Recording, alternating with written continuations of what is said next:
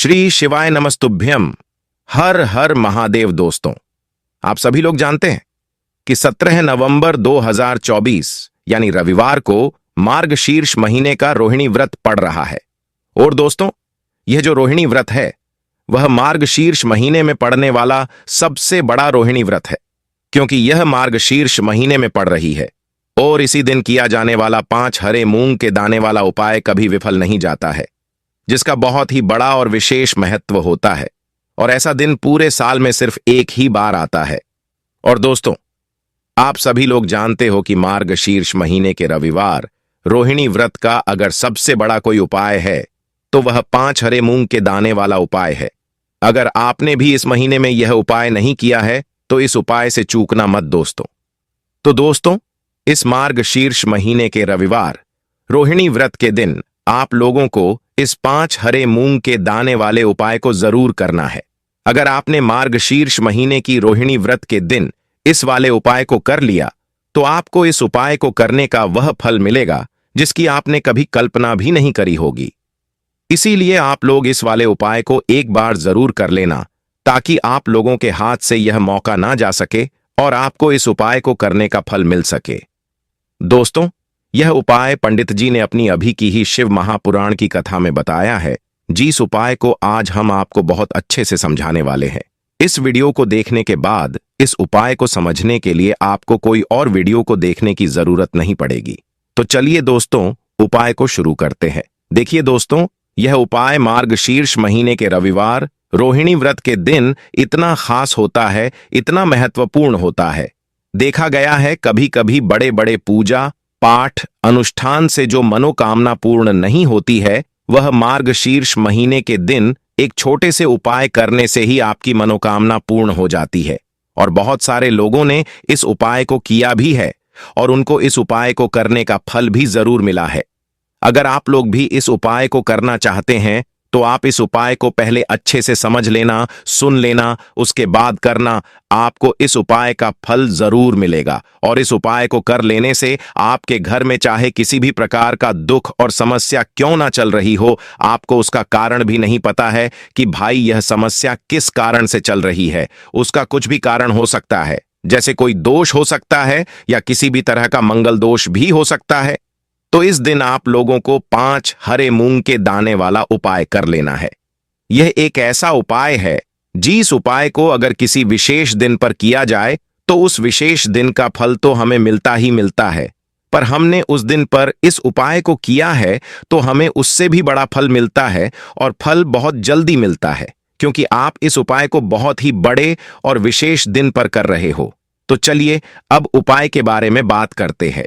लेकिन उससे पहले आप लोगों को यह जानना आवश्यक है कि आखिर यह उपाय किस समय करना है, किसको करना है और कैसे करना है। तो चलिए हम आगे आपको वीडियो में एक एक करके बता देते हैं।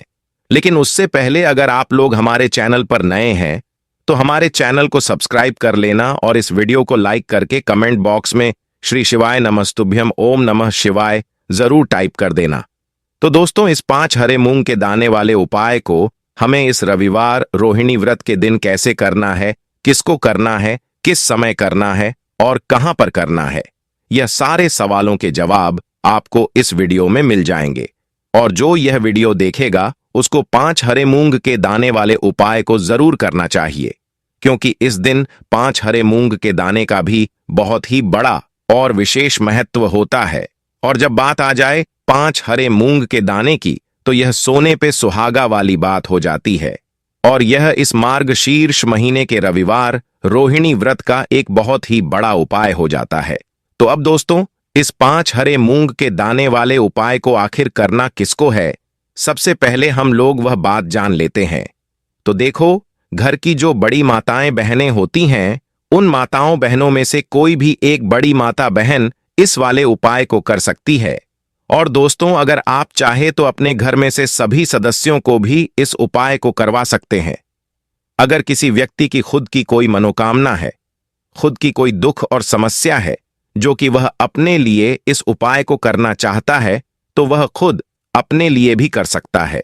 बाकी अगर घर में से कोई ऐसा है जो कि अपने पूरे घर परिवार की सुख और शांति के लिए यह वाला उपाय करना चाहता है, तो भाई वह भी कर सकता है। उसमें कोई भी दिक्कत वाली बात नहीं है। कहने का मतलब यह है कि इस उपाय को हर एक सदस्य भी कर सकता है और पूरे घर परिवार के सदस्य के लिए घर की बड़ी माताओं बहनों में से कोई एक माता बहन भी कर सकती है। माताएं बहनें अगर घर में उपस्थित ना हो या वह यह वाला उपाय ना कर पा रही हो तो फिर घर का कोई बड़ा सदस्य भी इस 5 हरे मूंग के दाने वाले उपाय को कर सकता है, चाहे फिर वह पुरुष ही क्यों ना हो। उसमें कोई भी दिक्कत वाली बात नहीं है। 5 हरे मूंग के दाने वाले उपाय को आखिर हमें किस समय करना है? सुबह के समय करना है कि शाम के समय करना है? तो देखो, इस वाले उपाय को आप लोग सुबह के समय भी कर सकते हो और शाम के समय प्रदोष काल में भी कर सकते हो। अब अगर आप पूछो कि भाई इस 5 हरे मूंग के दाने वाले उपाय को करने का सबसे उत्तम समय कौन सा रहेगा, तो हम आपसे बस यही कहेंगे कि इस उपाय को आप सुबह के समय करेंगे तो ज्यादा बेहतर होगा। बाकी अगर प्रदोष काल शाम के समय भी करेंगे तो भी अच्छा होगा, उसमें कोई भी दिक्कत वाली बात नहीं है। तो अब दोस्तों, जो अगली सबसे बड़ी और महत्वपूर्ण बात आती है वह यह आती है कि अगर सुबह हम इस उपाय को करेंगे तो हमें कितने बजे से लेकर कितने बजे तक के बीच में करना है, और शाम के समय प्रदोष काल में करेंगे तो हमें कितने बजे से लेकर कितने बजे के बीच में करना है।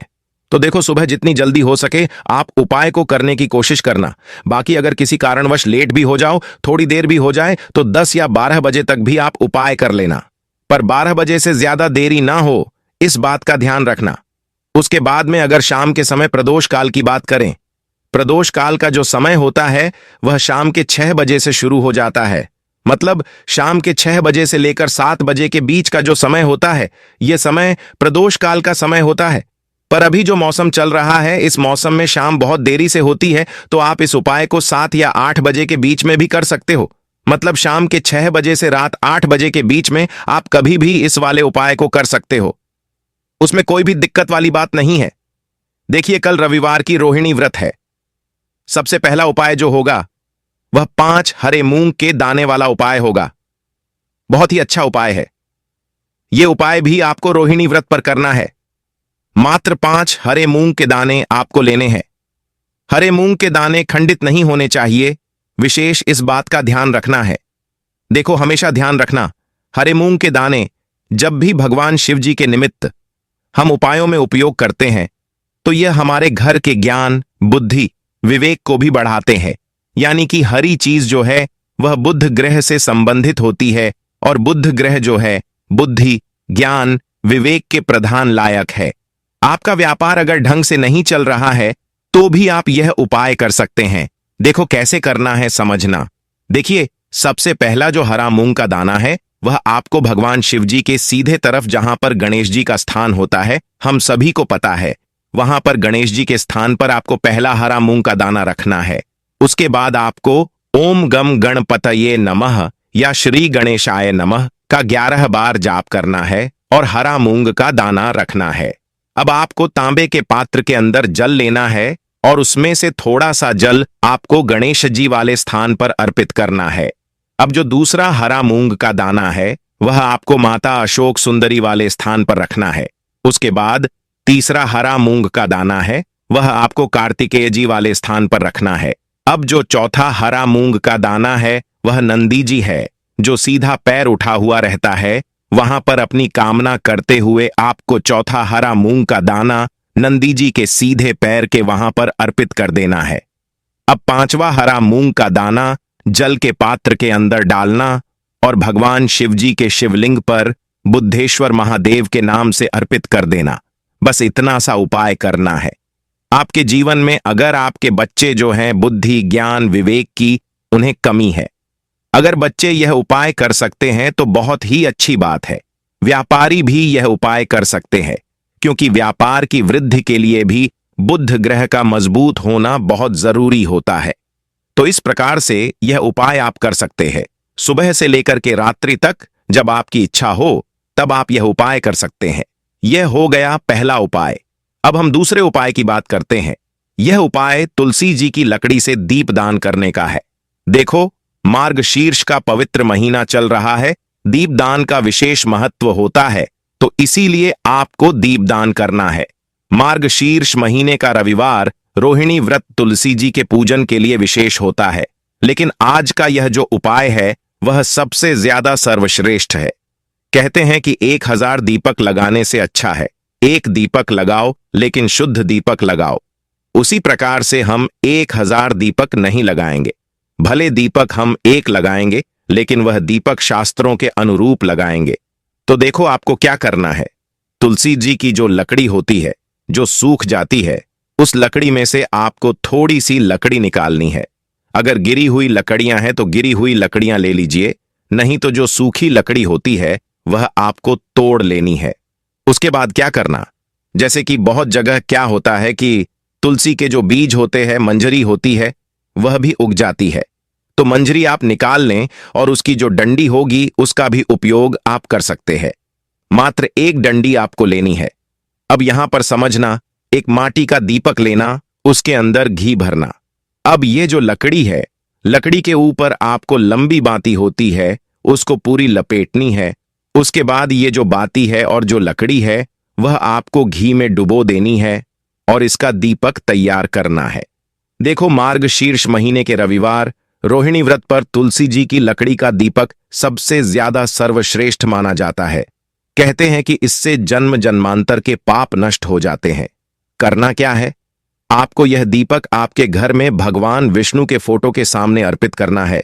देखिए, भगवान विष्णु की फोटो हो या भगवान विष्णु के जो भी अवतार है, उनके सामने भी आप यह दीपक प्रज्वलित कर सकते हैं। आज तुलसी जी की लकड़ी के दीपक का जो उजाला है, जो प्रकाश है, वह भगवान विष्णु के ऊपर पड़ना चाहिए। अगर इस प्रकार से आप दीपक लगाते हैं, भगवान विष्णु की इस दीपक से आप आरती करते हैं, तो आपकी आत्मा को वापस से पृथ्वी पर जन्म नहीं लेना पड़ता। जो भी दीपक यह लगाता है, उस आत्मा का गोलोक धाम में जन्म होता है और जन्म जन्मांतर के पाप होते हैं वह नष्ट हो जाते हैं। पूज्य पंडिता जी कहते हैं कि स्कंद पुराण का जो सावन खंड है उसमें वर्णित है 24 प्रकार के दीपक का दान मार्गशीर्ष महीने में करना चाहिए। और 24 प्रकार में से सबसे ज्यादा करण सर्वश्रेष्ठ दीपक जो बताया गया है वह इसी प्रकार का है। यह जो दीपक है वह आपको तुलसी जी की लकड़ी से तैयार करना है। यह दीपक भगवान विष्णु के सामने रखना होगा। उसके बाद ओम नमो भगवते वासुदेवाय का कम से कम 108 बार जाप करें। देखो, मार्गशीर्ष महीने में ओम नमो भगवते वासुदेवाय का जाप करने मात्र से महालक्ष्मी बहुत प्रसन्न होती है। तो विशेष ध्यान रखना, यह उपाय आपको कल के दिन रविवार रोहिणी व्रत पर करना है। यह जो दीपक है, या तो आप सूर्योदय के पहले जला लीजिए या तो आप सूर्यास्त के बाद जला लीजिए। दिन में आपको नहीं जलाना है। रविवार रोहिणी व्रत पर आप लकड़ी निकाल सकते हैं और रात में आप यह उपाय कर सकते हैं, लेकिन दिन में दीपक को प्रज्वलित नहीं करना है। अगर आप कर भी दोगे ना तो उसका कोई फायदा नहीं होने वाला है, क्योंकि मार्गशीर्ष महीने में दीपदान का रात्रि में ही विशेष महत्व होता है। देखो, चूक मत जाना, क्योंकि चूक जाओगे तो फिर अगले साल नंबर आएगा। इसीलिए मार्गशीर्ष महीने की रविवार रोहिणी व्रत है, इस उपाय को जरूर करना है। यह हो गया दूसरा उपाय। अब हम तीसरे और अंतिम उपाय की बात करते हैं। यदि आपके घर में आपके जो बच्चे हैं वह पढ़ाई लिखाई में कमजोर है तो आप यह उपाय कर सकते हैं। यदि आपके जीवन में बहुत ज्यादा उदासी है, यानी कि आपका किसी भी कार्य में मन नहीं लगता है, आप सुस्त रहते हैं, या घर का कोई भी ऐसा व्यक्ति है जो सुस्त रहता हो, जिसके जीवन में बहुत ज्यादा समस्या है, चाहे व्यापार से जुड़ी कोई समस्या है, चाहे पढ़ाई लिखाई से जुड़ी कोई समस्या है, चाहे घर संबंधित कोई समस्या है, तो वह सारी समस्या को भी दूर करने के लिए, साथ ही साथ जो लोग उदास रहते हैं, जिनमें शक्ति नहीं है, तेज नहीं है, प्रकाश पुंज नहीं है, यानी कि कुछ भी उनको अच्छा नहीं लगता है, अगर रोग से ग्रसित हो तो उन लोगों को भी यह उपाय करना चाहिए। देखो, यह तीसरा उपाय बहुत ही अच्छा सा उपाय है। आपको क्या करना है, एक तांबे का पात्र लेना है, तांबे के पात्र के अंदर जल डालना है और उसी जल के अंदर आपको एक गुड़ का टुकड़ा डालना है। अब देखो, आप तांबे के पात्र के अंदर गुड़ का प्रयोग कर सकते हैं। अब आपको यह पत्र को लेकर सबसे पहले आंकड़े के पेड़ के वहां पर जाना है और आंकड़े की जड़ में ओम गम गणपतये नमः या श्री गणेशाय नमः का जाप करते हुए गुण मिश्रित जल आपको आंकड़े के पेड़ की जड़ में थोड़ा सा अर्पित कर देना है। आधा लोटा जल आप वहां पर अर्पित करेंगे और देखिए आधा लोटा जल और बचा हुआ है। अब उस आधे लोटे जल को लेकर आपको भगवान शिवजी के मंदिर में आना है और भगवान शिवजी के शिवलिंग पर आपको अर्पित कर देना है। श्री शिवाय नमस्तुभ्यम का जाप करते हुए आपके जीवन की कोई भी परेशानियां है, कोई भी विपदा है, उसका स्मरण करना और भगवान से प्रार्थना करनी है कि यह सारी परेशानियां दूर हो जाएं।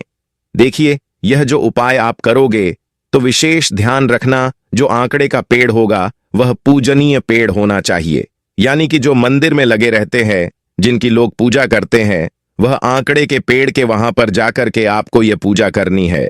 हो सके तो पुराना जो प्राचीन आंकड़े का पेड़ होता है वहां पर जाकर यह उपाय करना। तो देखो, यह बहुत ही अच्छा सा उपाय था।